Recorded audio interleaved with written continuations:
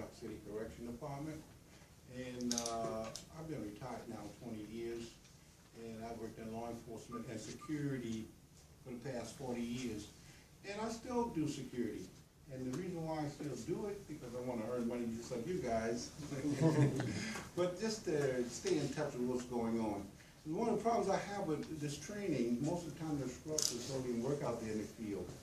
And they don't have a real feel of what's going on. They can give you this information from an academic perspective. In other words, they can tell you what's in that training manual. But I always felt that you should receive the practical application of it too. And a lot of times, if you're not involved with it directly, you don't have a feel of what's going on out there, and I know that. One of the things I would like to, what we try to do in here, is you notice that Mr. Mitchell, he goes to great length to explain things. And I think most of the frustration that security guards have today is that they're not getting enough information. People just not explaining why certain things are the way they are. And this is what we try to do. If you have a better understanding of what's going on, trust me, you can function a lot better. And you wouldn't have a lot of the headaches and frustrations that many security officers have. Now, let me just give you a little background information about the program. The reason why you take this training is because in 1992, New York State legislature passed a law called the Security Guard Act and made the training mandatory. Now, many of you guys are very young, you probably don't remember how the industry was prior to that. Prior to 1982, you didn't have to do no security training. You just went to a company, they hired you. There was no criminal background checks being done, none of that. They gave you a uniform. In many instances, a lot of security companies issued nightsticks, some of them had handcuffs.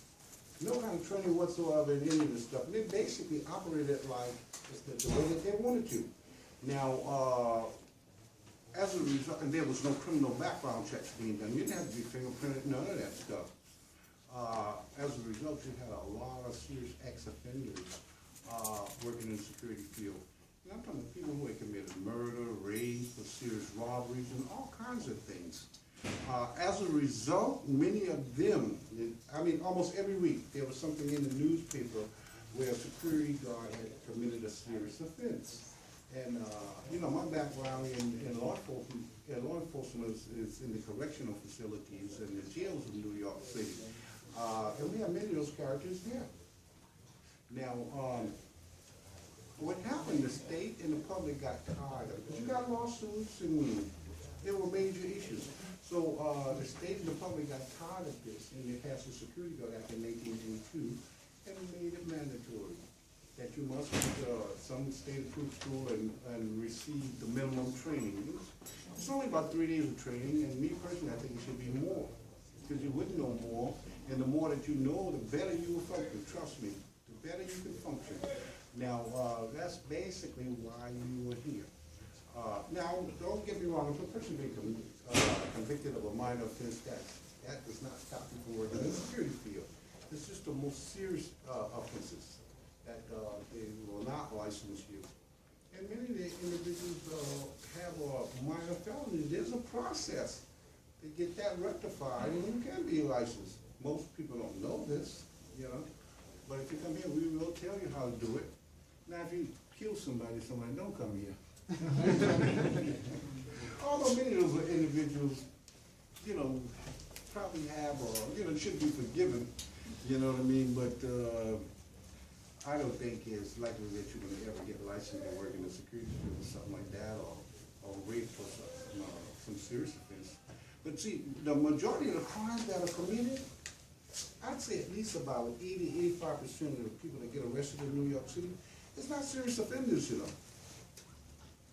I used to call them, and many of my colleagues, we referred to them as skid bidders, you know, skid row. You know, although most of these individuals that go to jail, excuse me, they try to portray themselves like they're real gangsters and all of that. You know, you can look at the charges that they have and the bail amount, and you can see that in reality most of these offenses are not you know, most of them are drug possession, or minor drug sales, you know what I mean? Assaults as a result of a fight or something, but they're not major offenses. Now, you got about 15 to 20% of those individuals are for real and should be considered, you know, as real criminals and don't have any intentions of changing anytime soon. And what I've discovered over the years, I've seen individuals incarcerated, and I've ran into them several years later. I've seen them just constantly get out of jail, come back to jail, and 7, 8 years down the line, I run into them and say, hey, yeah, how you doing? How's everything? You hadn't come to visit us lately. Oh, Mr. Hughes, I'm finished with that. I got a wife and 2 kids now, man. I don't have no time for it. What you telling me, you finally grew up. And most of the offenses that they committed was just a lack of maturity. If people just had the capacity to think a little bit better when they were younger, they wouldn't even gotten involved in that stuff. You know, just foolishness. Now, okay, all right, what I want to speak to you guys about is a couple subjects. I want to talk about the role of the security officer.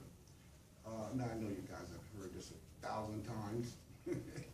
Every piece of training that you take, they talk about the role of the security officer, your primary duties and responsibilities, exactly what is expected of you. And they usually tell you there's 3 primary duties and responsibilities. That is to detect, deter, and report, right? Yes. Any film clip that you watch, same thing. Now, I'm going to do the same thing, but I'm going to add a different twist to it. One of the things I realized years ago from having supervisory positions, that there should be more included in the role of the security officer. Sure, you're supposed to detect things. You're supposed to use your senses to detect things, your sense of sight, your sense of hearing, and your sense of smell, right? Now, your sense of sight, you use your sense of sight more than any other senses. In other words, your power of observation. One of the things that you notice about me, my eyes always rolling, I'm walking back and forth, I stay at you a few minutes and this and that. I don't want you guys to think I'm nervous or I'm schizophrenic or something or paranoid. It's just a characteristic that you develop, and many of you have the same characteristics whether you realize it or not from working in the security field. You'll learn how to address issues and talk to people, but at the same time observe your surroundings. You do it all the time, whether you realize it or not. The ones who you guys are working for a while, because I'm quite sure you get assigned to a post, especially like a busy one. There's people coming in, the phone ringing, you might have to accept packages, you might have to give passes. At the same time, you got to watch and see observe what's coming in, and definitely what's going out and who's coming in. If you don't, things are going to get right past you and you're going to have a massive amount. And the reason why we know this is because we know criminals. We know people that commit crimes, how they think and how they act. You know, I certainly spent enough years living with them, working with them. Got a lot of family members and friends that are criminals. you understand what I'm saying? You know, I'm just being realistic. You know, so we know that certain things, if we put in place, it will reduce crime. And the reason why is because people that commit crimes are not stupid. Contrary to what a lot of people believe, they think people commit crimes. So most of them are very intelligent, just that they spend their time focusing on all the wrong things that are going to get them in trouble as opposed to focusing on the same energy that they spend. Don't you think it takes a certain amount of intelligence to be a successful drug dealer? It does. It's like managing a company. You know what I mean? It takes a certain amount of intelligence to be a successful shoplifter. And I can tell you this from personal experience, the professional shoplifters very rarely get caught. They're very good at what they do. I can catch them because I got a little bit more experience with them, you know, because it's certain things that they do that send the wrong message to me. And I give you a perfect example, like say for example, see, I'll do any kind of security if the price right. And I'll go anywhere. That's just me. The money right, I'll take it. I don't care, hey people, I don't want to work in Brooklyn, I don't want to work in the Bronx. That pay rate, I'm going. I'll deal with the situation when I get there. If it's too tough, then I'll quit. But it's all about earning a living. And just why a lot of security officers don't be successful at that, getting a better pay, because they box themselves in, they limit themselves to what they want to do, and where they want to work at, you know? So, but anyway, back to the shoplifter. One common mistake that they make. Now, for the shoplifter, the professional ones dress very nice and all of that, you know, and act a little bit more sophisticated, but they steal thousands of dollars worth of stuff a day. And most security officers don't pay attention to them because they don't look like what they think is a shoplifter or a crook. Let me tell you something. People that do illegal things come in every color, shape, size. Some are dressed very well, and some of your best ones are dressed very well. But I don't necessarily generalize on people or I treat everybody the same, observe everybody the same. But one of the quickest ways to recognize a shoplifter, when they walk in, right away they start taking pictures. Now, that is a street term that we use, taking pictures. In other words, they look at you. Now, when you go shopping, you walk inside a store, something like that, do you pay attention to the security guard? No. You walk right past that security guard and go and do what you got to do. Because most people want to just get in, get what you got to get, and get the hell out of there. I know that what I'm interested in doing. Now, when I work security, and I see an individual, to see the shoplifter, they have to know where the security's at. You see, and even when you're in uniform, they still need to know. And the second mistake shoplifters make, they'll go to like the most expensive stuff. Like say like a Foot Locker, they'll go to the licensed stuff, the hats, the jerseys, and all of that. And when they get there, they'll turn around and take another picture. Now, I don't follow people around. I could be at a long distance away, and I can tell what you're doing. All I do is watch your hands. Wherever your hands go, my eyes go. I'll stand up there just like that. I'm observing your hands. And they usually got on some baggy clothes or a jacket. Here it is 75, 80 degrees outside, and they got a jacket on. That's just a red flag to you right there. Or a knapsack or something like that. You don't look like no kid going to school or nothing like that. And they have the knapsack, because they have to be able to conceal whatever they take. You see? I had a guy told me, now it was like my first day at downtown Fulton Street. The only reason I worked there because none of the other armed officers wanted to go to downtown Brooklyn. Even guys who live in Brooklyn, retired cops and correctionals, they did not want to work downtown Fulton Street. But the money was good. You know what I mean? And I worked. And the very first day came, walking, stopped looking me up and down. Yeah, went to the license stuff. Because one thing, they know when you're observing them. And the store was very crowded this particular day. And there's a big store there. I walked about halfway up the center aisle to address something, but still observing. Normally, you know I'm looking at you. You had to be looking at me. Why are you looking at me?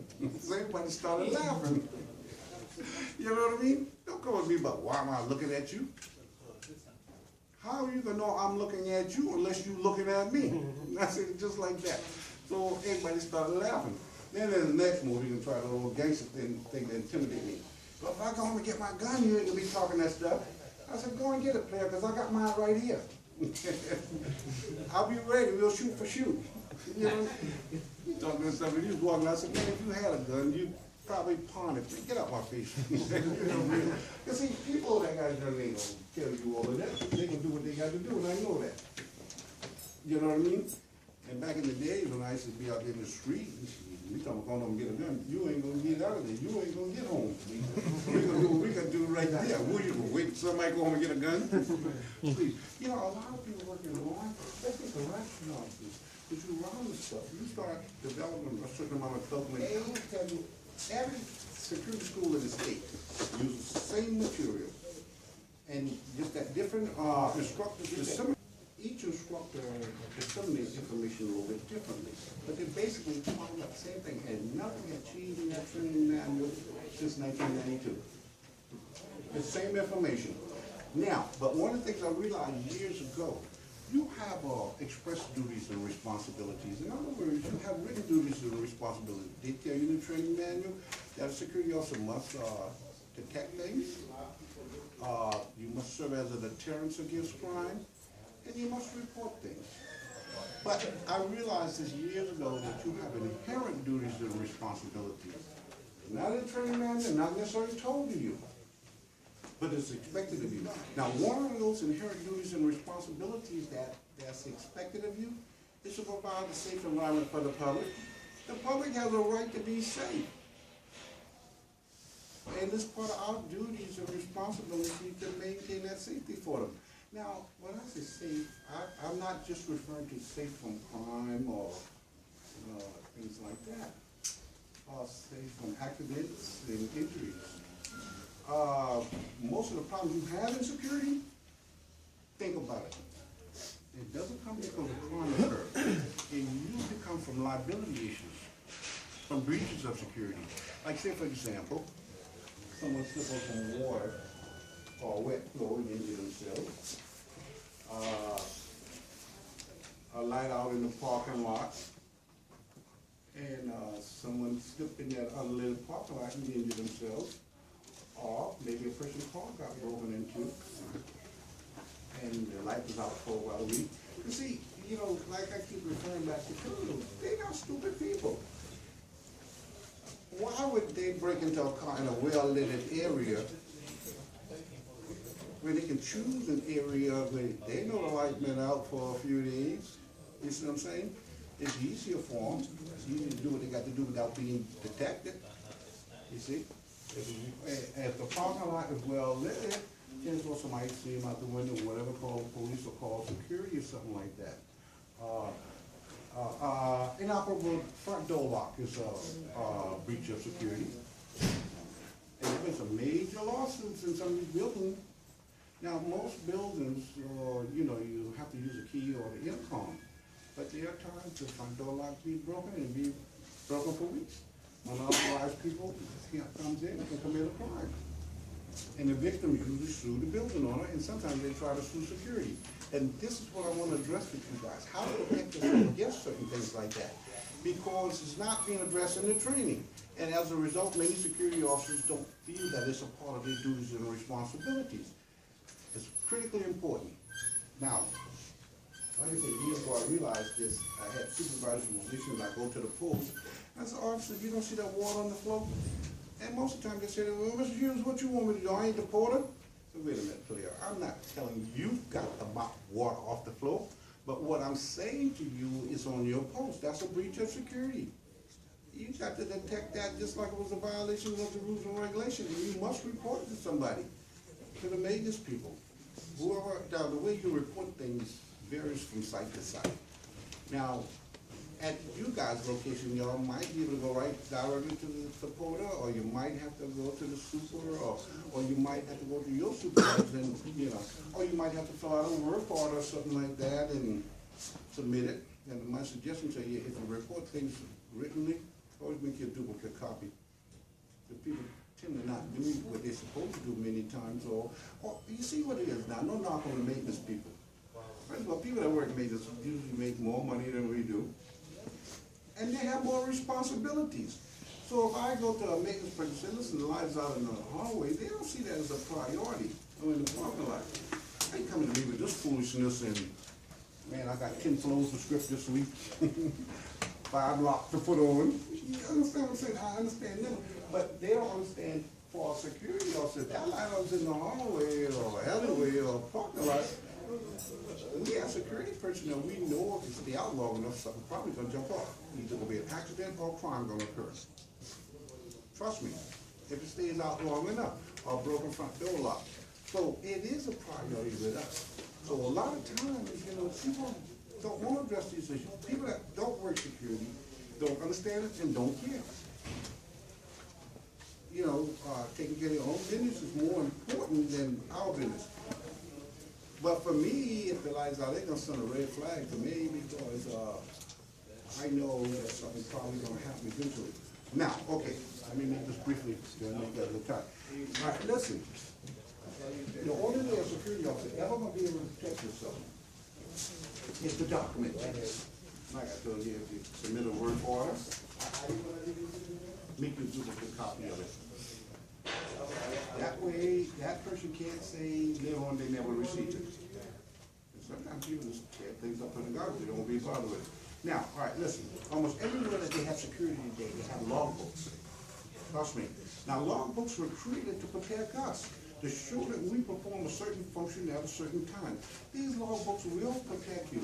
But one of the things I discovered over the years, most people hate writing. Even when it requires you putting one line in the logbook, a lot of people just can't do it. They don't like it. They don't be bothered with it. And that's why I don't really like working with retired cops and correctionals. I know most of them don't like writing, and they do stupid things, and they feel like they can get away with it. They'll come in at 12 o'clock at night and pull a dirty logbook out to 8 o'clock in the morning. I can't do something like that. I've seen people do it, and people you think that should know better. You know why? Because they want to sleep.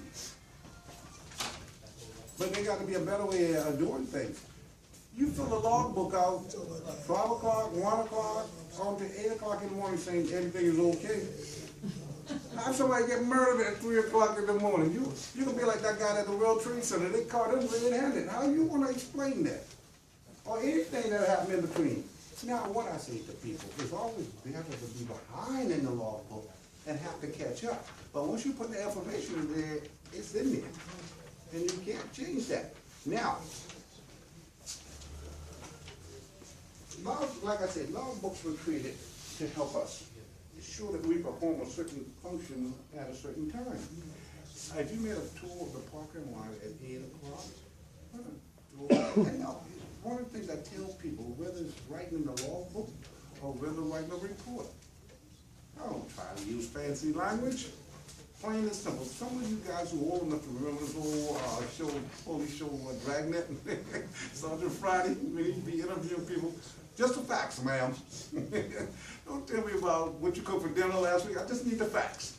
In other words, in the logbook, you make it plain and simple. If you made a patrol, and you had different terminologies, you use different terminologies at different locations.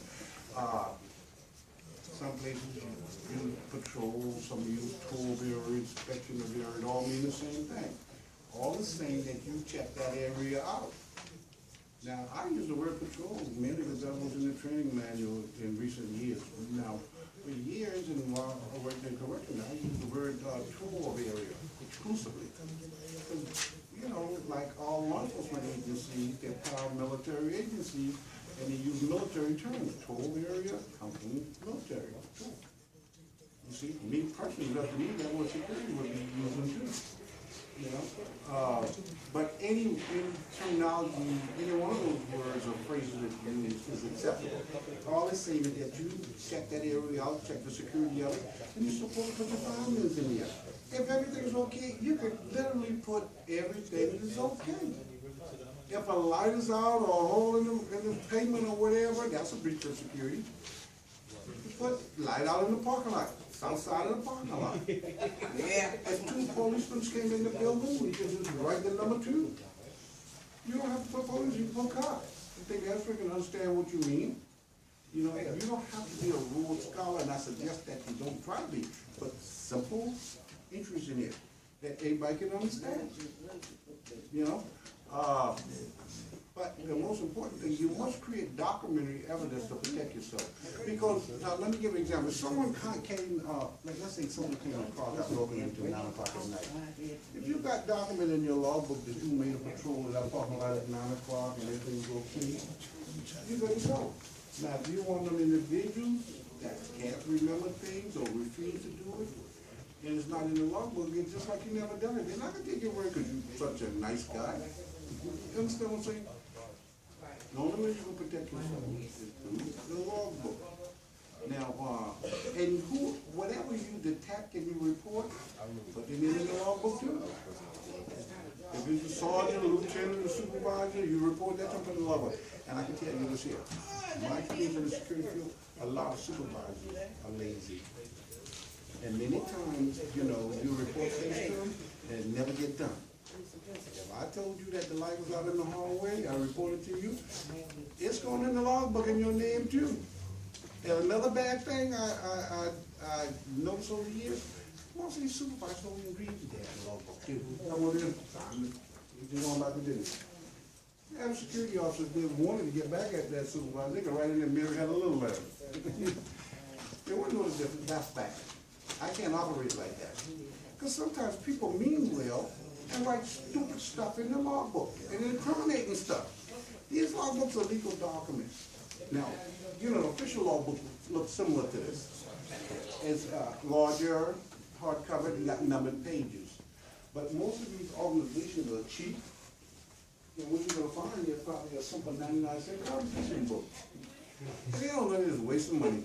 Because every week they got to replace it with another one. You know what I mean? 99 cents, but they just buy an official one for $30, $40, $50. That probably gonna last at least a year. And it's a permanent record.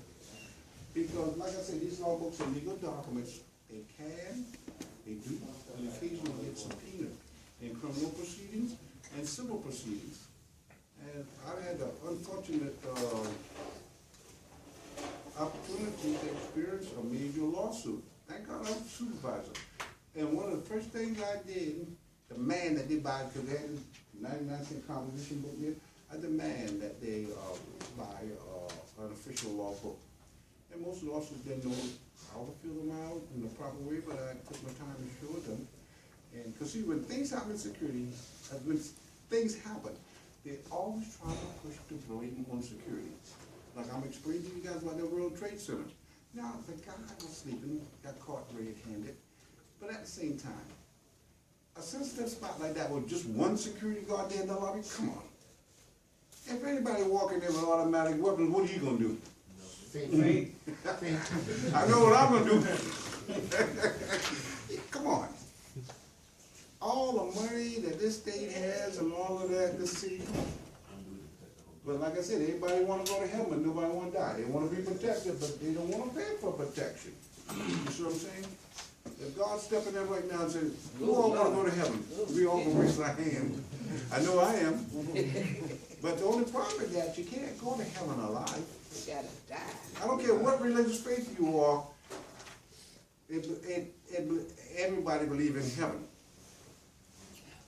You see? But we know in every religious faith, to go to heaven, you got to die first, right? And God said, you want to go to heaven, everybody gonna raise their hand. And God said, okay, well, you know you got to die now. No, God, I'll wait another 20 years. Can I wait? Everybody gonna drop their hand. And the business people think that way. They want to be protected, but many times they don't want to spend the money to get the proper coverage. See? And a lot of times, see, and I noticed this, companies call me up all the time, want me to send them security guards, and they want this and that, they want them to have a PhD. How much you pay? $8,000 an hour. Come on, you want all of this. You get what you pay for. And I find that if you give a person a couple $1,000 more an hour, they're going to function a lot better. See, what happens, a lot of these companies, they take these, I call them, excuse the expression, shit contracts. They take a contract for $12 an hour.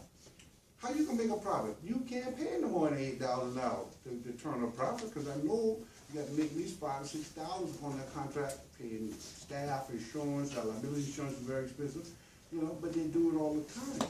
They start turning a profit. And this is what they do. You get a minimum wage guard. That person you giving that couple extra dollars to will do a little bit more. You know, so they feel that they're being used. They take the job because they need the job, but they know they deserve more. So they're not gonna do that extra for you, you know. But anyway, all right, listen, let me give you a scenario and I'm gonna let you guys go to lunch. You come to work at 8 o'clock in the morning, you see some water on the floor. Or spillage, maybe somebody just came back from the store and dropped their 40. I don't know what 40 is, the young guys. They make 40s now, or 50, they call it, they make 50 ounces now, right? Yeah, you know, I'm a little old school guy. Back in the day, we were drinking 40s. They dropped 50 on the floor accidentally. They ain't gonna pick that stuff up. You got the lobby desk, right? You think they gonna pick it up, please? They don't know about the business. So like you tell the porter or whoever who's supposed to take care of stuff, you say, listen, there's a spillage on the floor. Now, I mean, you got a busy desk there, man. The phone ringing, people coming in, you got to watch these delivery people and all kind of stuff. These delivery people, sometimes they try to bring in stuff that they ain't supposed to, and probably where y'all work at, they probably don't allow deliveries to the main entrance, do they? No. They probably got a freight entrance or whatever. And I can tell y'all this here, and most of you probably realize it already. If they got a policy like that, don't let nobody try to talk to you, man, I only got one couch. That's the quickest way to get fired. That's the quickest way to get fired in those kind of buildings. And the reason why they have that policy, Now, they'll let UPS, post office, and all that, bring your little car, anybody else service entry. And people come to these stores all the time, you see these people every day, you know. And you get friendly with them and all of that. Don't let them make those deliveries to their front entrance. Because you know why? You got pedestrian traffic. One of them chairs or desks or box or whatever fall off on somebody passing by, and they get in and they gonna sue. And you're gonna get fired immediately.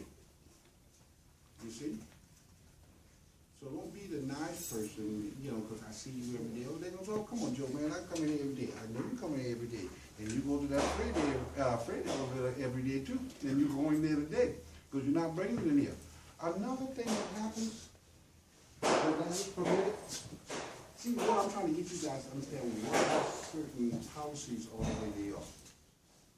Now, the reason why they don't want no move-ins, no move-outs, no major deliveries coming through the main entrance, because accidents could occur. While they're moving that dolly in there, loaded down there, roll over some old lady foot or something like that, some young person's foot, and if they get in, they're gonna sue. You see what I'm saying? Now, most of these upscale buildings, they got nice glass, windows and stuff. And when you allow deliveries and move-ins and move-outs through the main entrance, the glass get break. Those glass are very expensive to replace. I have those $1,000 to replace one. So they're gonna fire you unless you go to the bank and get the money to pay for it. They probably fire you anyway. In most cases, after you pay for it. And especially some of these companies that hold back a week's check. They got you there. You ain't getting that check. They're holding in the hole. You allow something like that to happen. So don't do it. Another thing is that metal frame inside the door. Those things, when they get bent now, from what I understand, most of the time you got to replace it because it's not, you know, something that can be repaired a lot of times. And it can be pretty costly to repair. You see, so everybody understand why you should never allow, they got a policy, they must go through the freight entrance, they don't allow move in and move out through the main entrance, follow it, and don't let nobody try to talk you out of it. You see, a lot of times the delivery people come, here the street, come, man, I gotta be back in Long Island City, turn the truck in a half hour. Well, where were you at all day, player? I'm sorry, I'm not gonna lose my job because you need to do that. It just ain't gonna happen. And another thing too, many of these people, the residents, that try to circumvent the rules and regulations. I've had that happen. And some of them sitting right on the board. I've caught board members on the board, got a couch come, no, ma'am or sir, you got written permission from management. Oh no, I just want to take it. I'm sorry. Now I'll call my boss says it's okay. It's okay, you go right in the logbook, my boss authorizes it. But most of the times they not. Many of them who are making the rules and regulations try to circumvent it. They might not like me, but hey, you made the rules, you expect me to enforce it, and I'm not gonna take a chance on my job, because listen, they got cameras everywhere. Whoever's in charge the next morning or whatever, they look at that replay, the DVD, you see that happen, they're gonna call you and they're gonna ask you, well, why you allow that? Oh, that was Mr. So-and-so, board member. Did they have authorization? No. You got a problem. And God forbid if something happened in the process, they can't do nothing to that board member, but they can fire you or suspend you. In the meantime, that person is not trying to defend you. They don't care. Now, but anyway, you report the water to you report no, that's not what I want to say. You put that breach of security. Now, a breach of security is any condition or situation that will allow an accident or crime to occur. A spillage is a breach of security because it can allow accident or crime to occur. A light outage in an alleyway, parking lot, stairway, corridor is a breach of security. Why? Because light out in the alleyway, or stairway, or hallway is a prime area for a criminal commit an offense. Because chances are the victim not going to be able to identify that person in the unleaded area. That's a breach of security. Or somebody can step off the elevator in an unleaded hallway, slipping into themselves. So it can cause an accident and possibly a crime. Inoperable or broken front door lock is a breach of security. Unauthorized people can come in. Like I say, breach of security is any condition that will allow an accidental crime to occur.